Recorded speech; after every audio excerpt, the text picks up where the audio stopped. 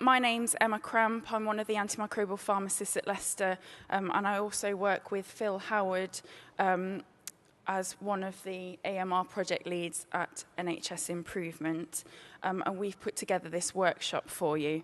So it's meant to be quite engaging and interactive. We've got some great speakers lined up for you to share some excellent pieces of work. So just to go through the aims and objectives of the workshop, it's really to share best practice to achieve the serious infection CQUIN 18-19. So by the end of this session, you should be able to share strategies for meeting the CQUIN targets, discuss ways of implementing good prescribing practices, and use examples, strategies discussed during this workshop to take back to base. So the content of the workshop, I'm going to start out by talking about networks, and I'll come on to why I've included that into the workshop. I'll briefly discuss what we're doing at Leicester, so we're implementing some ward rounds, and then I'll look at what data sources we should be using to help monitor performance. We have Dr. Hussain talking about behaviour change, and that's linked to AMS. Rashmi as well from Heart of England will discuss allergies and also linking that to AMS as well. And then we're going to hear from 2 hospitals, so how they're meeting the CQUIN targets currently. And then we'll have discussion and summaries throughout as well.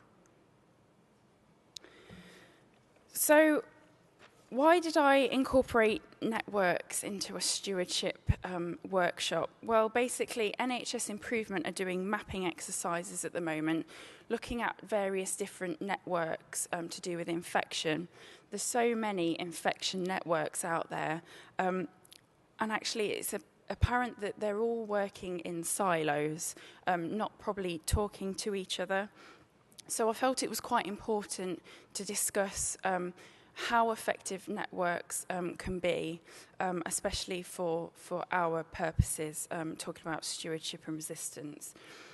So for Christmas, I got a network book from Santa, which is a really good read, actually. It's Networks in Healthcare, Managing Complex Relationships by Becky Mulby. And I would recommend that book to anyone who works in this field and who is participating in various networks. So basically, the book outlines what networks are. There's no hierarchies within networks, and membership should really be voluntary. So it's not like a traditional committee where it's very dynamic and the membership evolves over time. They're meant to be very collaborative as well, with the same perceived goal. So everyone's clear what the goal is, and they use this creative platforms. They're very motivating, informal. There's a distributed leadership across all of the members as well. So although there might be a chair who chairs the meetings, there's not just one leader, and leadership should be distributed between all members. And there's very much a culture of teamwork. So that's really what a network is. And through the mapping exercise through NHS Improvement, there's lots of regional networks, local networks, national and SPT networks, through a whole host of different topics. So there's a lot of microbiology networks out there, IPC, AMS, AMR, care homes have infection on their agenda, and same with medicines optimization networks as well. And reporting can be formal or informal, and normally, particularly within Leicestershire where I work, AMS is always a standing item agenda on the networks. So there's really 3 key areas where your network can develop. So those are power and leadership, purpose and direction, knowledge and learning. And you can ask yourself these 3 questions about your network and take that back to base on how your network can actually improve. So how decisions get made? how is the direction set, and how do you maximise social learning opportunities? So effective networks, really, there's one shared goal, and there's a focused aim that everyone's working towards. And obviously these expectations need to be realistic. They often address high priority issues, and there's a clear benefit for all participating within the networks. So that's where learning comes into play. If the networks have effective learning strategies for their members, the networks are a lot more effective. There's also strong personal relationships that build up over time, and clear, helpful outputs that are generated. So if you want to know more about networks and how you can develop your own networks, there's a lot of information on the Q Health Organisation website at the bottom there. So I just briefly want to discuss what we're doing at Leicester. So we've implemented some AMS ward rounds where it's a daily ward round that happens. It's led by one of the antimicrobial pharmacists, and we're lucky if a micro or ID reg attends as well. So over about 2 or 3 months since this has been piloted, we've seen 162 patients, where 33 patients have been prescribed 2 agents, one prescribed 3 agents, and there's 189 antibiotics prescribed. And as you can see, meropenem features heavily in our antibiotic guidelines. We use it first line for red flag sepsis, so the majority of patients are on meropenem, and co-morbidities features heavily as well.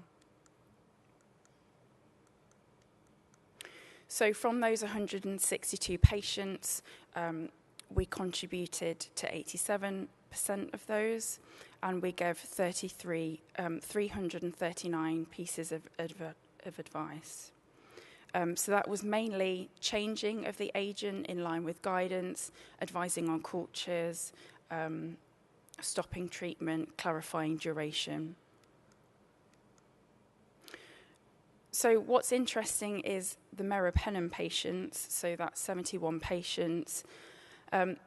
68 of those patients received input and advice.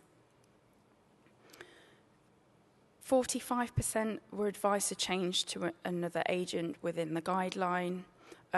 Once perhaps allergies have been ruled out, diagnosis has been clarified, and switching to different choices of antibiotic when there's no signs of sepsis. 17% were advised to stop, and then we have a few others there as well, where we've optimized dosing regimes, looked at the duration of treatment, and looked at drug interactions as well. So there's a whole host of patients there that we've intervened on. So it's pretty much the same for co-morbidities as well. 18% were advised to change to a different agent. 8% were advised to stop, and then we've got some other categories there as well. In terms of medicines optimization, 12% were eligible for an IV to oral switch, and then 11% we gave advice to optimize treatment regimes, whether that was due to renal function, therapeutic drug monitoring, for example. And then we've got other categories there as well, so drug interactions, ADRs, and drug administration.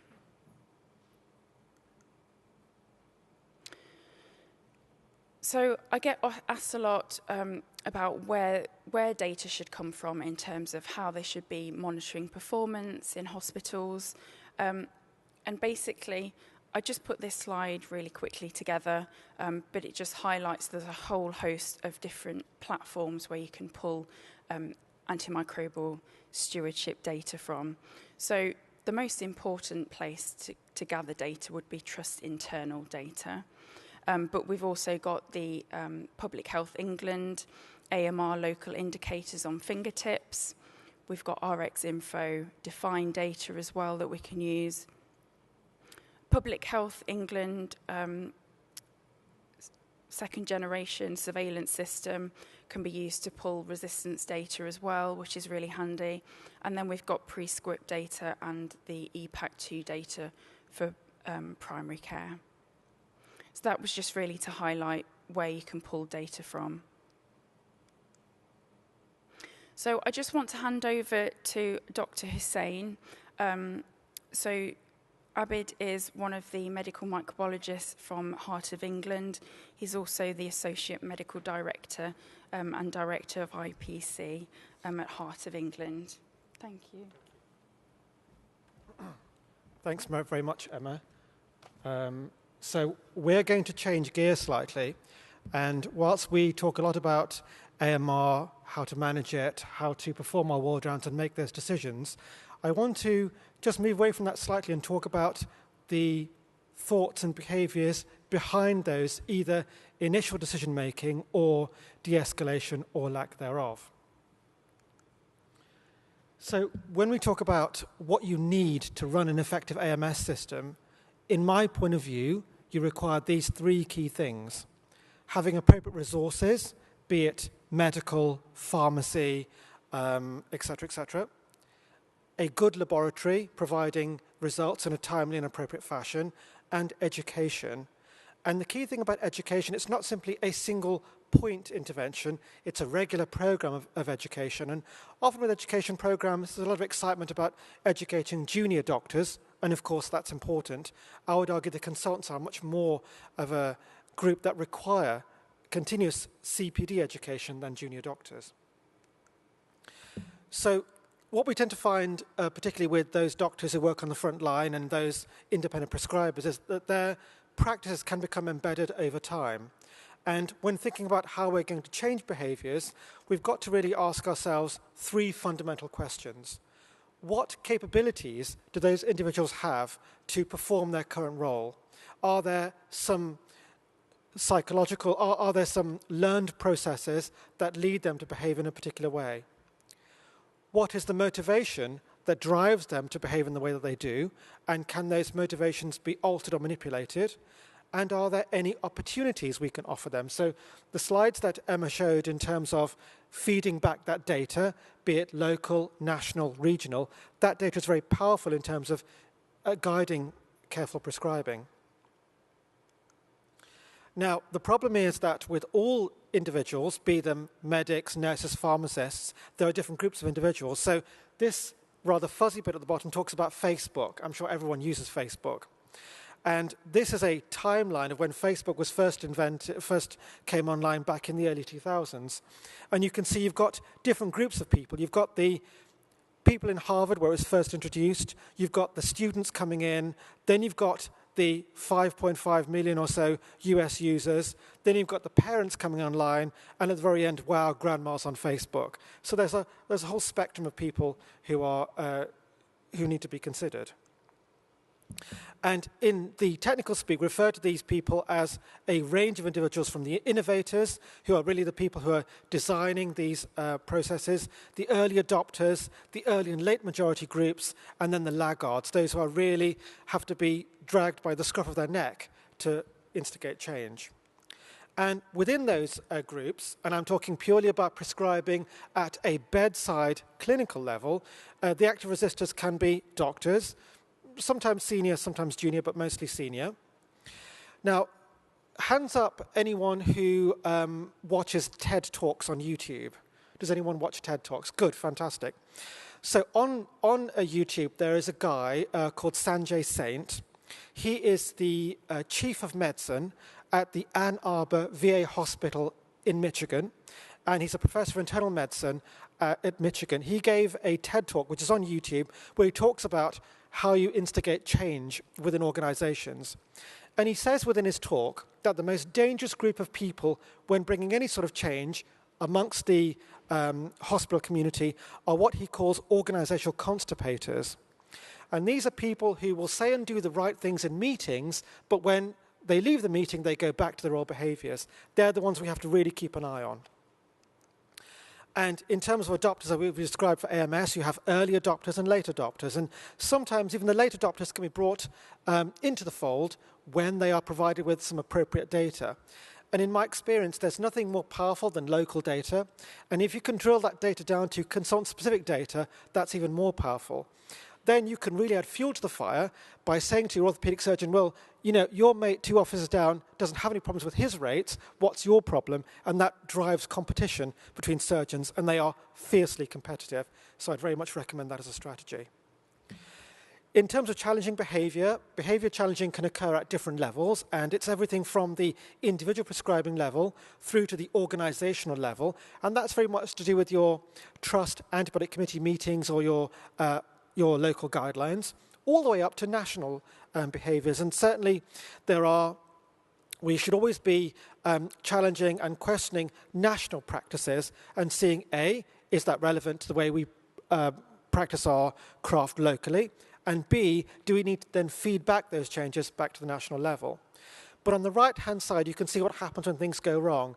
When you have weak leadership, both clinical leadership and organizational leadership, there's a lack of challenge. You marry that together with inadequate resources, you then have the doomsday scenario of an increasing rate of your hospital-acquired infections, a poorly performing CQUIN, and poorly performing AMS. So when thinking about how you're going to challenge behaviors, designing the right intervention is absolutely key. Start off by understanding the nature of the problem. Is it prescribing in your AMU, your ITU? Is it certain types of syndromes that are problematic? Is it certain groups of antibiotics that doctors like to prescribe? Meropenem being an example. Once you've identified the nature of the problem and what those behaviors are, then think about who are going to be the key individuals. And what I would suggest is don't start just with one group. So with doctors as an example, because I have most contact with them, you can pick them off both at the bottom with your junior prescribers and at the top with your consultants. Decide how you're going to work on that intervention, where you're going to do it. And in my mind, the ward rounds Emma describes are absolutely crucial. You can instigate more change at the bedside, educating your doctors on the ward, than you can bringing them together for induction. So clearly the place is going to be crucial. And when, that's very easy. Any chance you get, go for it. Understanding those behaviors are crucial because challenging those old practices with new practices can only occur once you understand the theory behind those old practices. If someone says, well, I've done this for 20 years and I've been okay, you'll say, well, actually, let's look at your local data. Let's see your personal prescribing data, and let's see if that still rings true. And I think before designing any intervention plan, consider the full range of effective interventions, and that can be it can be carrot. So, for example, one of my colleagues was telling me that when he was in charge of their an AMS group in another organisation, he would go around with a bottle of champagne and reward good prescribers with champagne. Not sure you can do that these days, but still, that's more carrot. And then, of course, the stick is repeated bad behaviour or repeated poor prescribing or lack of compliance will lead to a free trip to go and see the chief executive to explain why you're still poorly performing. So you can have both carrot and stick. And then finally, once you've identified what you think are going to be those best techniques, make sure they're clearly documented and you've got a clear escalation process, both for good prescribing and for poor prescribing. So this sort of thing you've probably seen already. This is a standard sort of cycle of quality improvement. Again, I'm not going to go through this in detail, but you can see that this is as applicable to surgical site infections and UTIs as it is to AMS. But the key thing is that a QI program like this, together with targets, a patient safety QI together with targets, then leads to a proper quality improvement strategy. And those targets, yes, they're going to be national in terms of CQUIN, but even in terms of local, you can have your own local targets which you can hold people to account with. Okay, thank you very much. Thank you, Abid. And I'd like to invite Rashmeet Bogle to the stage, please, to discuss antibiotic allergies and stewardship. Good afternoon, everyone. Thank you for inviting me here today. I'm Rashmeet Bogle. I'm one of the antimicrobial pharmacists at the Heart of England Trust. I'm going to talk to you about a penicillin allergy label and the barriers to antimicrobial stewardship. So to begin with, about 10% of the population and 20% of inpatients at any time carry a pen allergy label. Interestingly, about 90 to 99% of these patients can be successfully delabeled after successful skin tests or supervised challenge procedures. An inaccurate label, a pen allergy label, can lead to the use of second-line antibiotics, so the use of fluoroquinolones, clindamycin, vancomycin, or multiple antibiotics, including carbapenems. There is a lot of evidence to suggest through large American studies, and there have been some Australian studies to suggest an increase in antimicrobial resistance, an increase in cost due to prolonged duration, increase in hospital stay, a possibility in the delay to the first dose of an antibiotic in acute sepsis, an increase in side effects, limitation to the extent of IV to oral switch, higher rates of C. diff, MRSA, VRE, and possibly ESBLs, and it can also possibly have an impact on mortality. So risk stratification of a penicillin allergy label is based on an accurate clinical history, a prescription history, and very importantly, the patient's comorbidities. The NICE allergy guidelines have a very nice structured approach to taking an allergy history, which I've put on my slide there. So things like, the drug name, the strength, the formulation, the description of the reaction, an indication for the drug that's being taken, the date and time of the reaction, duration of drug exposure, route of administration. And it's also really important to scrutinize any previous antibiotic prescriptions, because a lot of the time when we're working, when we go back and see what patients have had a year back or 2 years back, they have had penicillins and have obviously tolerated them.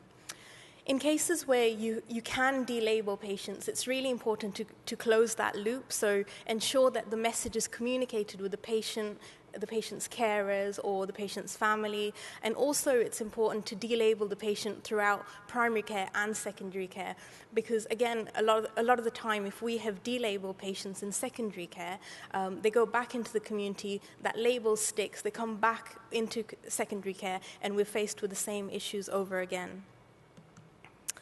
So I just wanted to talk about risk stratification. So low-risk patients are patients with a history of non-specific symptoms, so GI tract symptoms or hallucinations, for example, non-immunological reactions, or a benign rash. And it's really important that these patients don't have any significant comorbidities. By this I mean unstable angina, brittle asthma, unstable COPD, because this automatically classes a patient as high risk. So high-risk patients are those patients that present with a rash within an hour of the first dose, and the timing there is the key. Isolated hypertension, upper or lower airway involvement, or obviously anaphylaxis. These patients can go on to have a supervised administration of carbapenems or third or fourth generation cephalosporins, or even penicillin desensitization after liaising with an infection specialist and an allergist. So last year, Krishna et al. Published a paper basically that used an app that allowed you to risk stratify patients. And this app is basically aimed at junior doctors, pharmacists, and nurses to empower us to be able to risk stratify our patients. And you can see there on the slide that once a patient has been challenged, if we look at the low-risk group, for example, if they are clinically reactive to penicillins, that penicillin allergy label remains. However, if they are tolerant to penicillins, then these patients can be successfully delabeled, and we can offer them first-generation cephalosporins and penicillins. So allergy delabeling should be a core part of antimicrobial stewardship. Unfortunately, due to resource constraints, we can't always have an allergist to be involved in delabeling patients. So we need to be in a position to empower our pharmacists, junior doctors, nurses to be able to delabel low-risk patients so that we can help reduce the burden of using alternative antibiotics and possibly reduce rates further of C. diff, MRSA, VRE, and ESBLs. So just to summarize, it's really important to have an accurate drug history, history of the patient's comorbidities, the history of the actual reaction with the penicillin, and then the risk stratification really depends on an MDT review, a supervised challenge, and then the assessment. And the assessment really has two outcomes. Either the patient is pen allergic and that remains as it is, or we're able to delabel a patient. In either case, I think communication is key. And this will allow us to have a more focused antimicrobial stewardship strategy. Thank you very much. I'm from West Hertfordshire Hospitals, NHS Trust, and just wanted to share our experience with the CQUIN data. So for the 2C, which is the antibiotic review at 24 to 72 hours, we're doing quite well. We're quite pleased with our results. We are hitting about 98 to 100%. So all of antibiotics seem to be reviewed quite well. For the total consumption, reduction of total consumption compared to the baseline of 2016, we've actually done reasonably well. So we reduced nearly 7% in Q1. By Q2, our year-to-date was almost 10%, and Q3, because of the winter pressures, we have actually used a bit more, but we're still under reduction from our baseline. Just to share what we actually did at the beginning of the CQUIN was actually look at it and see, we looked at all our guidelines. So the first thing we did is we reviewed durations on our guidelines. So we had things like for community-acquired pneumonia, it would be 7 to 10 days. We changed it to 7 days or 5 to 7 days. And we looked at all the national guidelines. We looked at guidance from other hospitals. And there's been a couple of interesting talks that I've attended. And there has been a lot of talk about, I think UCLH and Royal Free have actually reduced their antibiotic durations on ITU to 5 days. And if you can do that on an ITU setting, so the ward-based setting, we should be able to do a lot more. But we did review all our durations. One of the other big things that we've done is we've empowered nurses to question prolonged duration and also asked them to empowered them to challenge the physicians about their IV to oral switch. So a lot of the time when I'm teaching nurses, I said, if you've got a patient, he's on 10 items on a prescription, and 9 of them are oral, except the antibiotic, which is IV, they need to go and question and get an understanding. If a doctor then explains to them it's a bacteremia or something, that's fine. But we have empowered them to challenge, and that has shown good results for us. Also, we're doing a lot of education sessions. Our twice-weekly AMS rounds, as Emma highlighted how her rounds have been, it's really good, but we use it more for an education point of view. In our trust at the moment, we have a big problem of metronidazole, co-prescribed with peptides and co-amoxiclav. And I think we get a cohort of doctors, we educate them, we reduce our metronidazole usage, next cohort comes. So that's been quite a big impact on our education. Obviously, we do grand rounds at least every quarter. We do 1 AMS grand round. We're involved in the foundation year training, core medical training. We have regular sorts in all that. So we're always bragging on about antibiotics and durations and reviewing. And we also report all our reports at the divisional clinical governance meetings. So all the CQUIN data gets reported on a quarterly basis. One of the other things that we looked at the beginning of the CQUIN was all our pre-packs usage within the trust. And some of the things we did were very simple things, like majority of our pre-pack use for trimethoprim in our A&E was for female patients for UTI. So I know we now recommend nitrofurantoin, but we changed the pack sizes to pack. There are pack sizes available at 6.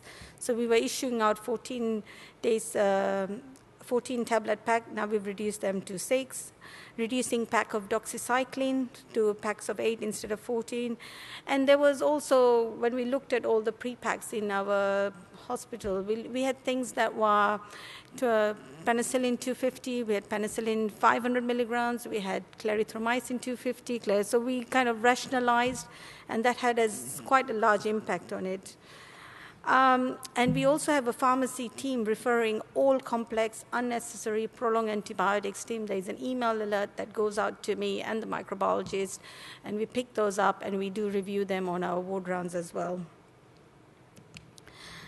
So with the PEP-TAS consumption, looking at the second part of it, Q1, we were quite fortunate. We reduced by 35%, and that was not a credit to us. That was a credit to the Chinese factory. So I think the shortage resulted in a lot of usage. But by Q2, Q3, we've reduced. We are not reducing. We're only up to 5%. But we've had the Public Health England republish the data for us as a baseline. So somehow our data doesn't seem right, so I've contacted them, and they're going to correct our figures, so this might look a bit better next time I'm around. Carbapenem, unfortunately, we're not doing very well at all. We keep on increasing, so by Q1, we'd increased our usage from baseline to by 25%. We worked really hard in Q2. We reviewed each and every meropenem prescriptions and everything. We got it a little bit down.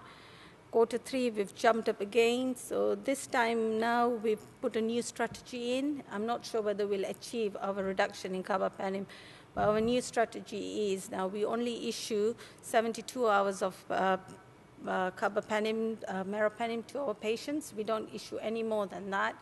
And in that 72 hours, every patient issued is reported onto the pharmacy system, and it's emailed to the microbiologist.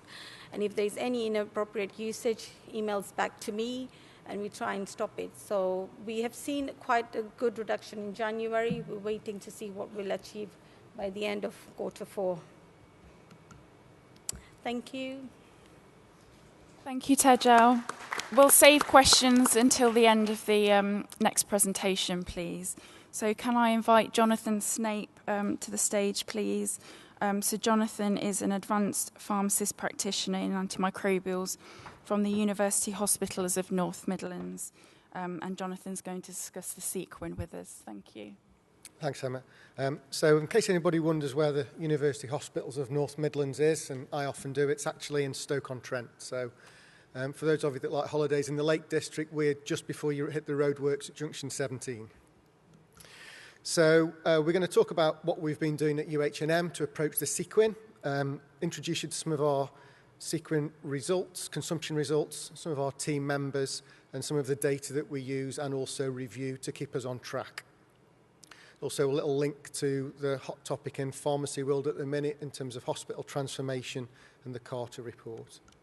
So we're a 1,400-bed acute teaching trust over 3 sites, at Royal Stoke, Bradwell in Newcastle-under-Lyme, and the County Hospital, which is the old mid-staffs that our trust took over in 2015.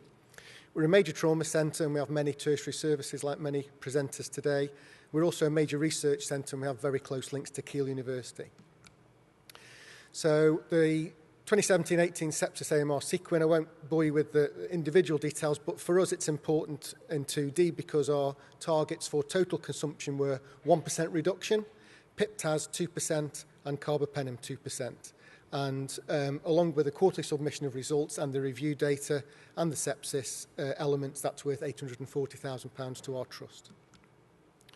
So the background to our approach really is the Start, Smart and Focus, the kind of algorithm for antimicrobial stewardship with reference to Llewellyn's paper in Antimicrobial Journal of Chemotherapy, that starting smart without a focus might actually increase antibiotic overuse. So a lot of our focus has been not on necessarily the empirical first choice, but the timely review of antibiotics and the narrowing of the appropriate agents. We've got a bit of a whiz of a data analyst at Royal Stoke, and I haven't got the faintest idea how he does this, but it's something to do with pivot tables. And what we use is a summary, a screenshot for this for each of our clinical areas to give them individual data down to individual ward area on consumption for the 3 indicators, which, as you can see for us in the top left, are all, middle carbapenem, and the right-hand side PEP-TAS. So the top line of graphs ends at the end of Q2. You can see we were just underneath the red dotted line, which is why Emma's asked me to come along today. We were doing pretty well with all consumption. We get the seasonal peaks around December each year, but at September we managed to be just below the target. Carbapenems, we did particularly well through the end of 2016, the start of 2017, and then we had the shortage with PIP-TAZ, and also then the aztreonam shortage. So we did see a slight drift upwards with carbapenem, but as we stand at the moment, that's coming back down. We're not complacent with carbapenems, so we're looking to introduce a code protocol for the remaining months of the CQUIN and also into next year to further control the use of carbapenems at the Trust. PIP-TAZ, again, we were helped by the earthquake in China, but we did review a significant number of our guidelines to remove PIP-TAZ, and we've seen the usage decrease significantly. One thing that I would point out on the bottom left graph, which is the one with the blue, red and green lines, I think if Emma had asked me to come along to present on the Q3 consumption data, it might be a different story because our admissions during Q3 over the winter in Stoke have been particularly low. Most of our elective beds were turned over to medicine, and they were mainly populated by patients with flu plus complicated respiratory and also urinary infections. So our consumption in Q3, combined with a lower incidence of admissions, really went up. So we've got a real battle to pull the CQUIN back around for the end of Q4. I'd like to introduce you to some members of our team. Those of you certainly from the West Midlands will know Dr. Banavathi, who's our consultant microbiologist. That's not him on the right. That's Bugsy McBugface, which was the winning name given to our bug that we had to help to engage or rather scare the children on European Antimicrobial Awareness Day. So that's the sort of thing that pre-reg pharmacists love dressing up as, and luckily we've got 4 pre-regs at Stoke, so we didn't have to fill the rota with any of the AMS team. But there's myself, Krishna. I've got 2 site-specific antimicrobial pharmacists, Jackie and Shane, one at Stoke, one at County. And we made a conscious decision when I came into post about 15 months ago that what was potentially a Band 7 pharmacist position, we actually turned into a Band 7 nurse position. And Jan's fantastic because she speaks nurse, which means that she can go out to quality nurses, ward managers, and really improve the engagement with a really important group of staff. Tej has already mentioned about conversations with nurses around changing from IV to oral. Jan's got extensive experience in the NHS across a bunch of different disciplines. And it really is a pleasure to have Jan who can sort of release Jan onto the wards, and she'll go about and convince the nurses that challenging the doctors, particularly for IV to oral switching, also for duration, is a good thing. We also have a non-urgent query email address, so if junior pharmacists in particular have got queries that aren't immediate around TDM levels, but more generic sort of why have they prescribed this and when's this going to be reviewed, then those guys can email the AM stewardship team and we'll review that the next day on our ward rounds. Emma's touched on some of the external data that we see, so that's our PHE fingertips line for Q2 and also the rolling rate of antibiotic prescribing, and we can see from that at a snapshot how we're comparing with our peers and also with the national targets. The model hospital, I said I'd mention Carter. So Carter has a indicator within the safe medicines category, and we can see from that we're doing quite well on that as well at that particular time that was reported. In terms of support for reviews, we've got a number of strategies in place. We're still piloting the day 3, 48 to 72-hour review sticker. It's gone through various iterations through the antimicrobial stewardship group. But over the next few weeks, we'll be rolling this out across the wards in the Trust. We've got about 40-odd wards in total. And this is empowering the junior pharmacists to fill in the majority of the boxes and leaving the clinical improvement tick box for the ward round for the clinicians to decide whether or not there's sufficient clinical improvement to warrant a change from IV to oral switch.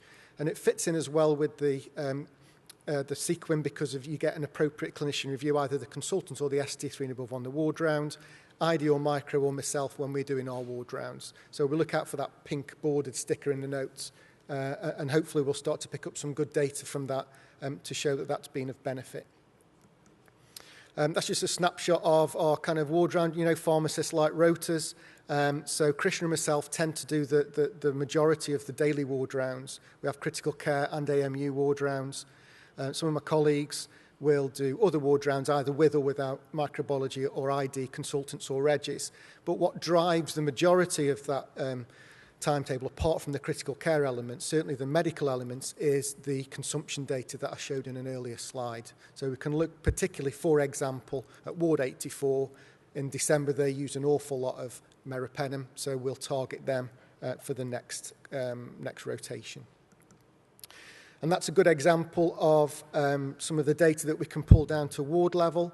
So the acute medical unit, AMU, at the county site had a big increase in PIPTAS prescribing and suddenly went up to the top 10 table. So we were able to allocate some time, some resource for the microbiologist and the antimicrobial pharmacist there just to sort out their prescribing. And the majority of that was just down to inappropriate choice of antibiotics compared to our guidelines for CAPs and HAPs. Jan's put together some flyers and some information based on other trusts' work in terms of a regular prompt. So we have a kind of a seasonal approach to education messages for engagement on the intranet site at the trust and also on staff room doors. And somebody once said that the back of lavatory doors are very good as long as the poster's laminated, because everybody's got to look at it at least once a day. So I'll leave that to Jan to sort that out. But what we're basically trying to do is just keep reinforcing this message about reassessment of antibiotics at 48 hours and also the conditions in which an IV to oral switch is appropriate. That's another example. Interesting, we've had the same problem at Stoke with overuse of metronidazole with some of the broad spectrum beta-lactamase inhibitor antibiotics.